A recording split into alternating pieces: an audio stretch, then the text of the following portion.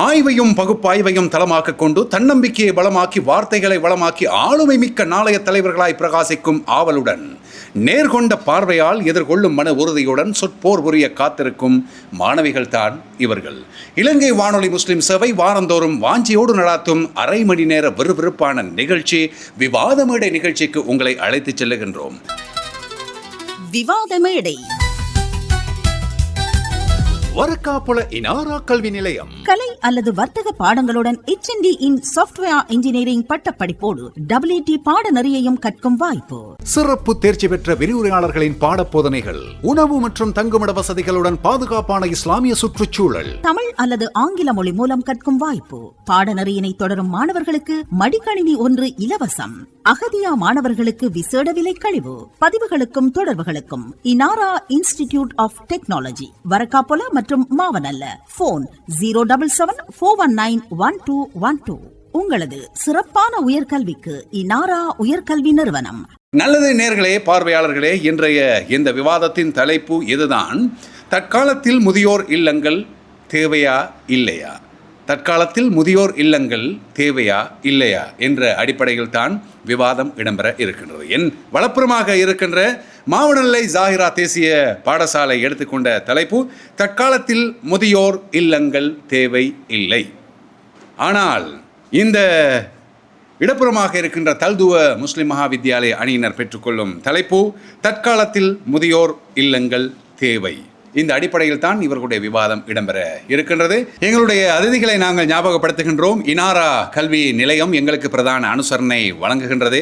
கடந்த 2 மாதங்களாக இந்த நிகழ்ச்சிக்கு பிரதான அனுசரணை வழங்கும் அந்த நிறுவனத்தின் சார்பிலே அதன் பணிப்பாளர் சபை உறுப்பினர்கள் வருகை தந்திருக்கின்றார்கள். அந்த வகையிலே அந்த நிறுவனத்தின் ஸ்தாபக தந்தை ஜமால் ஹுசைன், அவரது பாரியார் முனீரா அவர்களோடு அவர்களது புதல்வர்களான ஹசன் ஜமால், ஹுசைன் ஜமால் ஆகியோரும் புதல்வி ஜாராவும் வருகை தந்திருக்கின்றார்கள். எங்களுடைய நடுவர்களை நாங்கள் அறிமுகப்படுத்துகின்றோம். சுயாதீன தொலைக்காட்சியின் தமிழ் செய்தி பிரிவின் முன்னாள் உதவி முகாமையாளர், சிரேஷ்ட ஊடகவியலாளர் சித்திக் ஹனீஃபா அவர்கள் இருக்கின்றார்கள். அதே போல ஓய்வு பெற்ற அதிபரும் இனாரா இன்ஸ்டிடியூட் ஆஃப் டெக்னாலஜி நிறுவனத்தின் அதிபருமான ஜனாப் SHM நசார் அவர்கள் இருக்கின்றார்கள். அதேபோல் கேகாலை மாவட்ட அகதியா மத்திய சம்மேளனத்தின் தலைவர் அஷேக் அக்ரம் ஜுனைத் அவர்கள் வருகை தந்திருந்தார்கள். அதேபோல இந்த நிகழ்ச்சியை நெறிப்படுத்துவதிலே முன்னின்று செயற்படுகின்றவர்களையும் நாங்கள் ஞாபகப்படுத்துகின்றோம். அந்த வகையிலே ஓய்வு பெற்ற அதிபர் MR நியாசர் அவர்கள் அங்கே இருக்கின்றார். அதேபோல இலங்கை ஒலிபரப்பு கூட்டத்தாபனத்தின் ஆங்கில சேவையின் முன்னாள் கட்டுப்பாட்டாளர் அல்ஹாஜ் MHM தாசிம் சார் அவர்கள் இருக்கின்றார்கள். அதேபோல் எங்களுடைய ஊடகவியலாளர் சஜாத் அவர்களையும் நாங்கள் இந்த வேளையிலே ஞாபகப்படுத்திக் கொள்கின்றோம். எங்களுடைய நிகழ்ச்சி ஒருங்கிணைப்பாளர் AKIM தில்ஷாத் அவரோடு நிகழ்ச்சி தயாரிப்பாளர் AM முகமது ரலீம் ஆகியோரோடு நாங்கள் உங்களை நிகழ்ச்சிக்கு அழைத்து செல்லுகின்றோம். நல்லது, முதல் சந்தர்ப்பத்தை நாங்கள் என் வலப்புறமாக இருக்கின்ற ஜாகிரா தேசிய கல்லூரிக்கு வழங்க இருக்கின்றோம். மாவனல்லை ஜாகிரா தேசிய கல்லூரிக்கு அந்த அணியின் தலைவி MIF இல்மா, வாருங்கள். பிஸ்மில்லாஹிர் ரஹ்மானிர் ரஹீம். அவையினருக்கு எனது பணிவுகளை தெரிவித்துக் கொண்டு எனது வாதத்திற்குள் நுழைகிறேன். இன்று எமக்கு கிடைக்கப்பெற்ற தலைப்பு தற்காலத்தில் முதியோர் இல்லம் தேவையில்லை என்பதாகும். நடுவர் அவர்களே, தேவையில்லை என்பதற்கான சில காரணங்களை நான் கூறட்டுமா? கலாச்சாரம் மற்றும் பாரம்பரியம், உளவியல் மற்றும் மனநிலை சீர்கேடு, சமூக பொறுப்பு, அறிவு பகிர்வு, பொருளாதார சுரண்டல் என்று காரணங்களை அடுக்கிக் கொண்டே போகலாம். அதில் முதலாவது காரணம்தான் கலாச்சாரம் மற்றும் பாரம்பரியம். எமது ஆசியா நாட்டில் கலாச்சாரத்தில் முதியவர்கள் குடும்பத்தின் தலைவர்களாகவும் வழிகாட்டிகளாகவும் திகழ்ந்தார்கள். அப்படிப்பட்ட முதியவர்களை நாம் இல்லங்களில் கொண்டு போய் அடைத்தால் அவர் எமது பாரம்பரியம் சீர்கெடுகின்றது தானே நடுவர் அவர்களே? நடுவர் அவர்களே, எமது மார்க்கத்தில் முதியோரை பராமரிப்பது கடமை. அவர்களை சீ என்ற வார்த்தையை கூட கூறிப்ப அவர்களை தொன்புறுத்தக்கூடாது என்று கூறுகின்றது எமது மார்க்கம். அப்படிப்பட்ட மேன்மையானவர்களை நாம் இல்லங்களில் அடைக்க முடியுமா? நடுவர் அவர்களே, எமது சமுதாயத்தில் திகழும் ஒவ்வொரு மனிதனிடம் கடமை முதியோரை பேணுவது. அவர்கள் எமக்கு ஒரு முன்மாதிரியாக திகழ்கின்றார்கள். அவர்களின் நடத்தை, உடை, பாவனைகளை பார்த்துத்தான் அடுத்த சமுதாயம் எவ்வாறு வரும் என்பதை நாம் கற்றுக்கொள்ள முடியும். நான் கேட்கின்றேன், 10 பிள்ளைகளை ஒரு தாயால் வளர்க்க முடியும். ஆனால் அந்த 10 பிள்ளைகளால் ஒரு தாயை பராமரிக்க முடியாமல் போகுமா நடுவர் அவர்களே?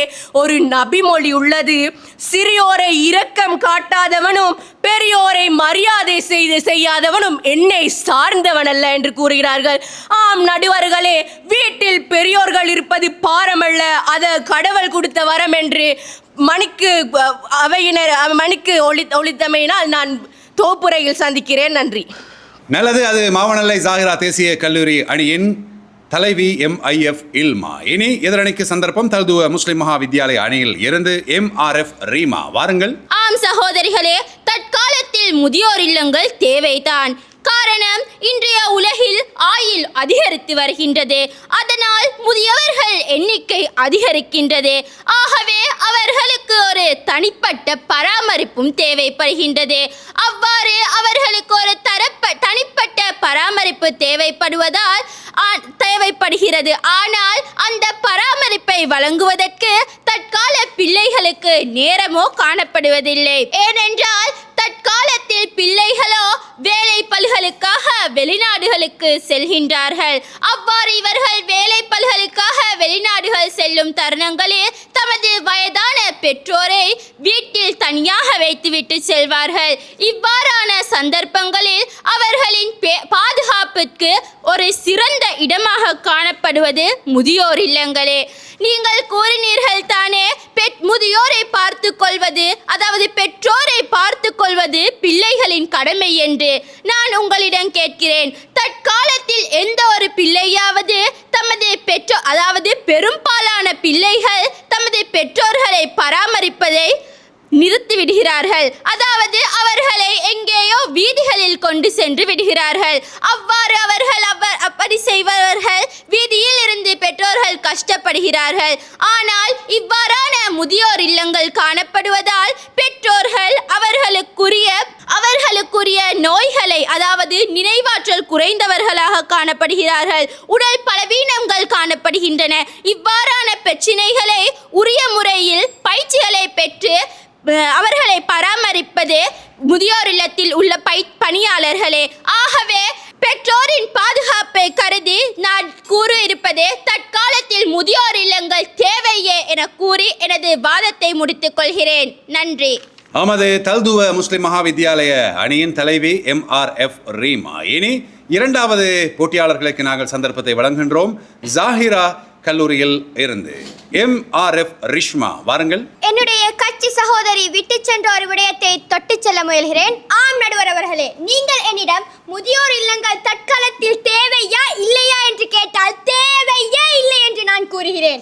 அதற்கான என்னுடைய முதல் கருத்து, குடும்ப உறவுகளுக்கிடையிலான சிதைவு, அதாவது முதியோருக்கும் தங்களுடைய பிள்ளைகளுக்கும் இடையிலான உறவு அங்கு சிதைவடைகின்றது. அது மட்டுமின்றி கூட்டு குடும்பமும் அங்கு சிதைவடைகின்றது. அத்தோடு குழந்தைகளை ஆழமாக அன்பு காட்டி வழிநடத்த வேண்டிய முதியோர்களுக்கும் பேர குழந்தைகளுக்கும் இடையிலான உறவும் அங்கு சிதைவடைகின்றது. இதற்கான ஒரு ஆதாரமாக சமீப காலத்தில் நடைபெற்ற ஆய்வின் போது முதியோர்களால் வளர்க்கப்பட்ட பிள்ளைகள் மிகவும் மன வலிமையுடனும் சமூகத்து பண்பாட்டை பேணக்கூடியவர்களாகவும் இருந்ததாக கூறப்பட்டுள்ளது. அது மட்டுமில்லாத ஒரு தரவு, 2024ஆம் ஆண்டு இந்தியாவில் நடைபெற்ற மகிழ்ச்சியான முதியோர் என்ற கருத்து கணிப்பின்படி 75% முதியவர்கள் தங்களுடைய உறவினர்கள் மற்றும் பிள்ளைகளுடன் வாழ வேண்டும் என்று கூறியதாக குறிப்பிடப்பட்டுள்ளது. அடுத்து என்னுடைய இரண்டாவது கருத்து, தனிமை மற்றும் மன உளைச்சல். அதாவது அனைத்து சேவைகளும் இல்லங்களில் காணப்பட்டாலும் என்னுடைய பிள்ளை என்னை கைவிட்டு விட்டானே என்ற அந்த உணர்வு ஒவ்வொரு முதியோரின் மனதிலும் ஆழமாக பதிந்து அந்த பதிவின் மூலம் அவர்களுக்கு கடுமையான மன அழுத்தம் ஏற்படுகின்றது. இதற்கு ஒரு தரவுதான், முதியோர் இல்லங்களில் வசிப்பவர்கள் வீட்டில் வசிப்பவர்களை விட 40% அதிகமாக மன உளைச்சல், அதாவது டிப்ரெஷனுக்கு ஏற்படுகின்றார்கள் என்று. அதற்கான ஒரு நிகழ்வு தான் COVID-19 காலகட்டங்களில் முதியோர்களின் பிள்ளைகள் நோய்வாய்ப்பட்டிருந்த போது முதியோர் இல்லங்களில் வாழ்ந்த முதியோர்கள் தங்களுடைய பிள்ளைகளை பார்க்க முடியாது கடுமையான மன உளைச்சலுக்கு உள்ளானார்கள் என்று கூறப்பட்டுள்ளது. எனவே நான் இங்கு என்னுடைய வலுவான கருத்தை முன்வைக்க விரும்புவது என்னவென்றால், தற்கால சமுதாயத்தில் முதியோர் இல்லங்கள் தேவையே இல்லை என்று. ஆம், நன்றி. நமது மாவனல்ல ஜாகிரா தேசிய பாடசாலை அணியின் இரண்டாவது போட்டியாளர் ரிஷ்மா, இனி தல்துவ முஸ்லிம் மகாவித்யாலய அணியின் இரண்டாவது போட்டியாளர் ASF ஹயாவுக்கு சந்தர்ப்பம் வழங்குகின்றோம். தற்காலத்தில் முதியோர் இல்லங்கள் தேவை என எனது அணித்தலைவி கூறி சென்றதை நான் மேலும் தொடர வந்துள்ளேன். இக்காலகட்டத்தில் வீடுகளில் உள்ள முதியோர் தனி குடித்தனம் செய்து வருகிறார்கள். அவர்களின் பிள்ளைகள் கைவிட்டு விட்டதால் முதியோர்களான அவர்கள் முதியோர் இல்லங்களில் போய் சேர்கிறார்களே. நடுவர்களே, முதியோர் இல்லத்திலோ கதைத்து கருத்தை பரிமாற ஆட்பஞ்சம் கிடையவே கிடையாது. இக்காலத்திலோ 40 வயதை எட்டினால் நோய்கள் தான் நிறைந்து கொண்டிருக்கும். அதனால் இம்முதியோர்களுக்கும் பல நோய்கள் இருக்கலாம். அதற்கான மருத்துவத்தையும் மருந்துகளையும் முதியோர் இல்லங்களில் செய்கின்றன. அதேபோல் இவர்களுக்கு இங்கு பாதுகாப்பு, சுயமரியாதை, சுதந்திரம் போன்றவை தாராளமாக கிடைக்கின்றன. எதிர்த்தரப்பு சகோதரிகள் கூறினார்கள், தற்காலத்தில் எங்கு சகோதரர்கள் சேர்ந்திருக்கிறார்கள். பெரும்பாலும் சொத்துக்காக சண்டையிடும் இக்காலத்தில் சகோதரர்கள் எப்படி முதியவர்களை பார்ப்பார்கள்? பிள்ளைகளின் குடும்ப சூழலில் தங்களை ஒரு சுயமாக கருதாமல் முதியவர்கள் தங்கள் விருப்பப்படி சுதந்திரமாக வாழ்வதற்கு வழிவகுக்கின்றது. ஆம், வசதிகள் அதிகம் உள்ளன. முதியவர்களின் தேவைக்கேற்ப வடிவமைக்கப்பட்ட கழிவறைகள், சாய்வு தளங்கள் போன்ற கட்டமைப்பு வசதிகள் முதியோர் இல்லங்களில் சிறப்பாக அமைந்துள்ளமை குறிப்பிடத்தக்கது. குடும்ப தகராறுகள் அல்லது அவமதிப்புகளுக்கு உள்ளாவதை காட்டிலும் கண்ணியமான முறை ஒரு முதியோர் இல்லத்தில் வாழ்வது சிறந்ததென அவர்களே கூறி முன்வருகின்றனர். எனவே தற்காலத்தில் முதியோர் இல்லங்கள் தேவை என ஆணித்தரமாக கூறி விடைபெறுகிறேன். நன்றி, வசலாம். நல்லது, இனி நாங்கள் மூன்றாவது போட்டியாளர்களுக்கு சந்தர்ப்பத்தை வழங்க இருக்கின்றோம். மாவனல்லை ஜாகிரா தேசிய பாடசாலையிலிருந்து MR ஹயா, வாருங்கள். ஆம் நடுவர் அவர்களே, தற்காலத்தில் முதியோர் இல்லங்கள் தேவை இல்லை என்பதே எனது அணியின் மிகவும் ஆணித்தரமான கருத்தாகும். இன்ற பழுவின் பெரிதுவக்கும் தன் மகனை சான்றோன் என கேட்ட தாய் என்ற வள்ளுவ பெருந்தகையின் வணக்க வாக்கிற்கிணங்க நம்மை சான்றோர்களாகிய பெற்றோர்களை அவர்கள் தளர்ந்த காலத்தில் முதியோர் இல்லங்களில் கொண்டு சென்று விடுவது அறமாகுமா? இல்லை. எமது இஸ்லாத்தின் கண்ணோட்டத்தின்படி பெற்றோர்கள் நமக்கு கிடைத்த ஒரு பரக்கத். அப்படிப்பட்ட அந்த பரக்கத்தை வீட்டிலிருந்து வெளியேற்றுவது சிறந்ததா? இல்லையே இல்லை. நாம் இந்த முதியோர் இல்லங்களை எடுத்துக்கொண்டால் அங்கு நாம் காணும் மிகவும் பிரதான பிரச்சனையாக காணப்படுவது பாதுகாப்பு சிக்கல்கள். முதியோர் இல்லங்களில் நம் முன்னோர்கள் பாதுகாப்பாக இருக்கிறார்கள் என்பது ஒரு மாயை. இந்த மாயைக்குள் நமது பெற்றோர்களையும் நாம் கொண்டு சென்று விடுவது சிறந்ததா? இல்லையே இல்லை. ஆகவே இன்ற பாதுகாப்பு சிக்கல்களை எடுத்துக்கொண்டால் அங்கு மிகவும் பிரதானமாக காணப்படுவது கண்காணிப்பு குறைபாடு. இலங்கையில் அண்மை காலங்களில் முதியோர் இல்லங்களிலிருந்து நாம் கிடைக்கப்பெற்ற சில தகவல்களை எடுத்துக்கொண்டால் அவை மிகவும் கவலைக்குரியவனாகவே அமைகின்றன. இலங்கையில் உள்ள முதியோர் இல்லங்களில் முறையான சட்ட ரீதியான பதிவுகள் இல்லை என்பதே உண்மை நடுவர் அவர்களே. மேலும் உடல் மற்றும் மன ரீதியான துன்புறுத்தல் 2024 மற்றும் 2025 ஆண்டுகளின் படி எடுக்கப்பட்ட ஆய்வுகளின்படி பணியாளர்களால் அச்சுறுத்தப்படுவதும் முதியோர்கள் வன்முறைக்கு ஆளாவதும் கண்டறியப்பட்டுள்ளது. மேலும் உடல் பலவீனத்தால் அதாவது தளர்ச்சி எனப்படும் உடல் பலவீனத்தால் பாதிக்கப்படும் முதியவர்கள் கீழே விழுந்து காயமடைவதும் அவர்களுக்கு சிறந்த முதலுதவி கிடைக்காமல் போவதும் இங்கே காணப்படும் ஒரு வாடிக்கையாக உள்ளது. மேலும் தனிமை மற்றும் நோய் ஒரு முதியவருக்கு இரத்த அழுத்தத்தை விட மிகவும் கொடுமையானது என்ன தெரியுமா? தனிமை. அங்கு தெரிந்த முகங்கள் இல்லாமல் இயந்திரமான ஓர் இடத்தில் அவர்களை விடுவது அவர்களை மன அழுத்தத்திற்கு உள்ளாக்குகிறது. மேலும் நடுவர் அவர்களே, எனது எதிர் சிறப்பு சகோதரி கூறினார், பிள்ளைகளுக்கு நேரம் இல்லையா? அப்படி பிள்ளைகளுக்கு நேரம் இல்லா போனால் வீட்டு பராமரிப்பு சேவைகள் இலங்கையில் அதிகமாகவே கிடைக்கின்றன. அங்கே அவர்களை வீட்டிற்கு வேலையாட்களை கொண்டு வந்து அவர்களை பராமரிக்கலாம் என கூறி எனது வாதத்தை முடித்துக் கொள்கிறேன். நன்றி. இனி இதனிடையே தல்துவ முஸ்லிம் மகாவித்யாலய அணியின் மூன்றாவது போட்டியாளருக்கு சந்தர்ப்பத்தை வழங்குகின்றோம். WSF அஷ்ஃபா, வாருங்கள். மாதா, பிதா, குரு, தெய்வம் என்று பெற்றோரை இறைவனுக்கு நிகராக போற்றும் கலாச்சாரம் கொண்ட நம் நாட்டில் இன்று முதியோர் இல்லங்களின் எண்ணிக்கை அதிகரித்து வருவதற்கான காரணம் முதியோர் இல்லங்கள் மிகவும் சிறப்பாக அமைந்துள்ளமையே ஆகும்.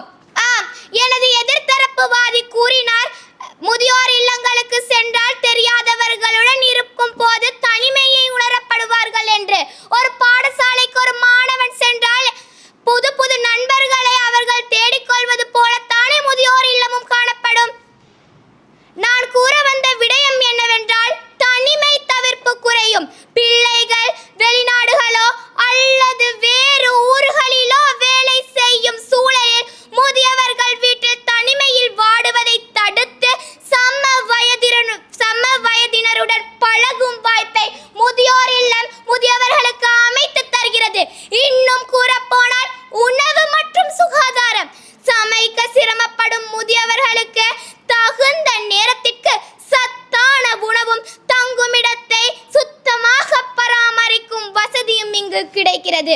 மேலும் மன அழுத்தம் குறைதல், ஒத்த கருத்துடைய நண்பர்களுடனும் சக பாடிகளுடனும் உரையாடுவது, ஆன்மீகம் அல்லது பொழுதுபோக்கு செயற்பாடுகளில் ஈடுபடுவதால் அவர்களின் மன அழுத்தம் குறைகிறது.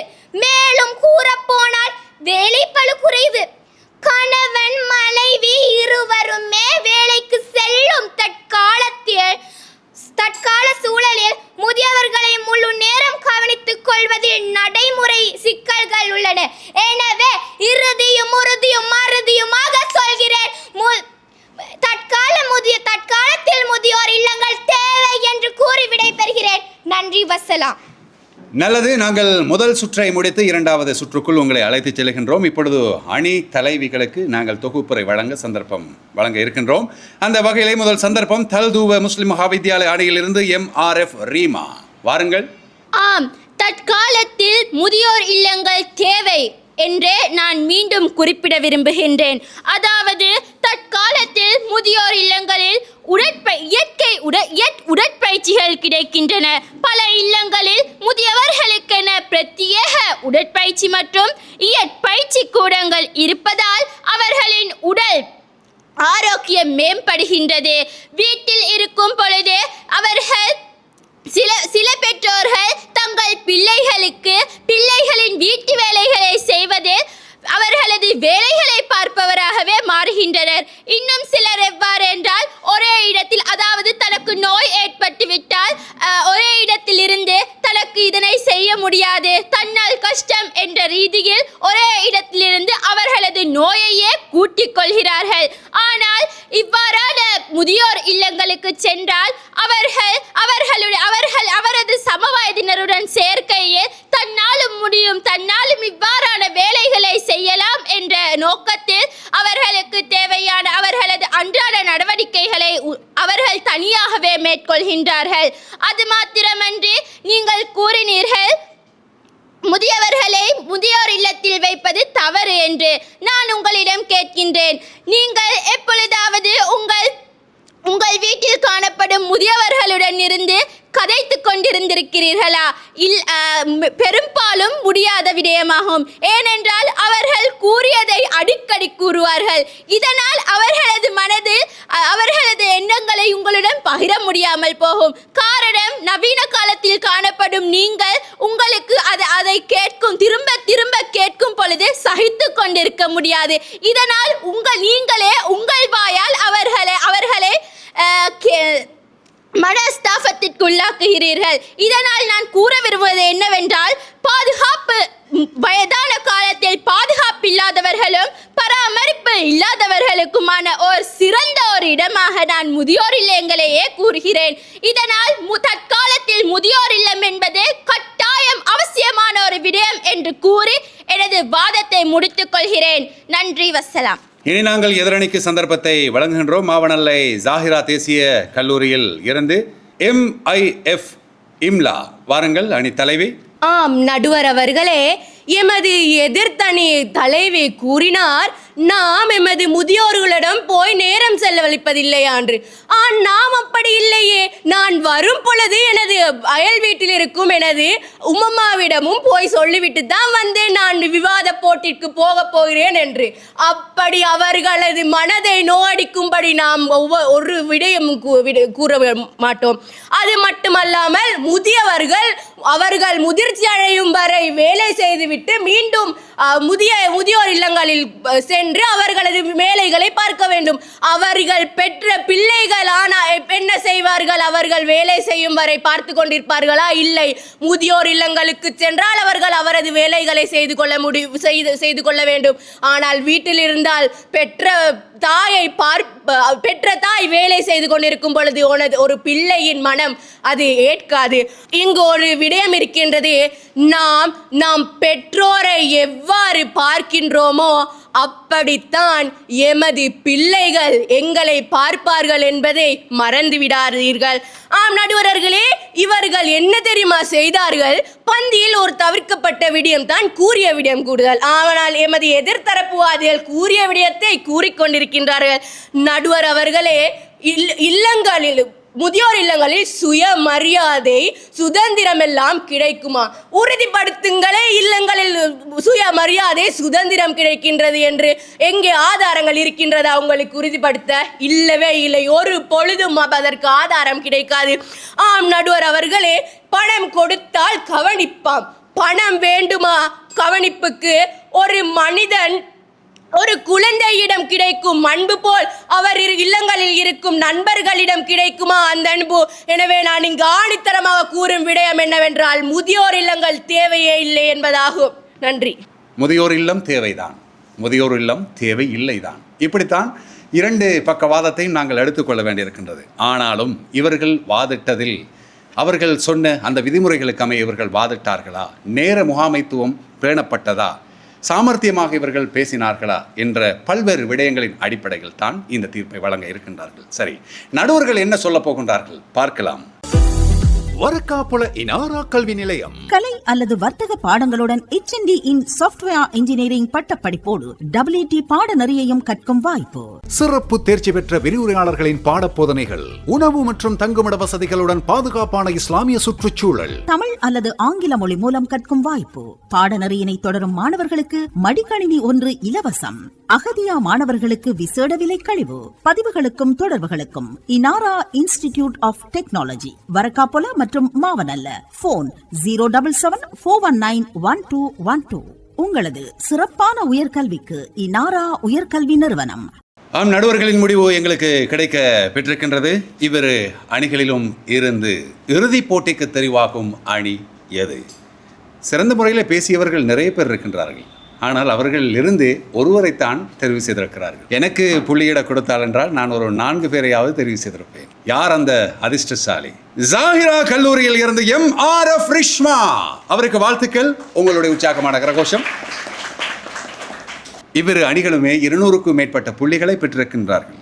அந்த வகையிலே 226.6 புள்ளிகளை பெற்றுக் கொள்கின்றது தல்துவ முஸ்லிம் மகாவித்யாலயம். உங்களுடைய வாழ்த்துக்கள், கரகோஷங்கள். ஆனால் இவர்களையும் விட 40 புள்ளிகள் வித்தியாசத்தில் 264.3 புள்ளிகளை பெற்று இறுதிப் போட்டிக்கு தெரிவாகின்றது மாவனல்லை ஜாகிரா தேசிய பாடசாலை. அந்த அணிக்கும் எங்களுடைய வாழ்த்துக்கள். ஏற்கனவே சொன்னது போல வெற்றியோ தோல்வியோ நாங்கள் ஏற்றுக்கொள்ளும் பக்குவத்திற்கு வந்துவிட்டோம். வெற்றி பெற்றால் மாத்திரம்தான் நாங்கள் முன்னேறுகின்றோம் என்று அர்த்தம் அல்ல. நாங்கள் தோல்வி அடைந்தாலும் அதிலிருந்து கற்றுக்கொள்கிறோம். எனவே அதுவும் முன்னேற்றம்தான் என்ற அந்த எண்ணத்தை, அந்த பதிவை உங்களோடு நான் பகிர்ந்து கொண்டு இந்த நிகழ்ச்சியிலிருந்து நான் விடைபெறப் போகின்றேன். எனவே இந்நிகழ்ச்சியை பார்த்த செவிமடுத்த உங்கள் அனைவருக்கும், அதே போல எங்களுடைய அதிதிகள், அதே போல் எங்களுடைய நடுவர்கள் எல்லோருக்கும் நன்றி கூறி விடைபெறுகின்றோம். அஸ்ஸலாமு அலைக்கும் வரஹ்மத்துல்லாஹி வபரகாத்துஹு. விவாத மேடை.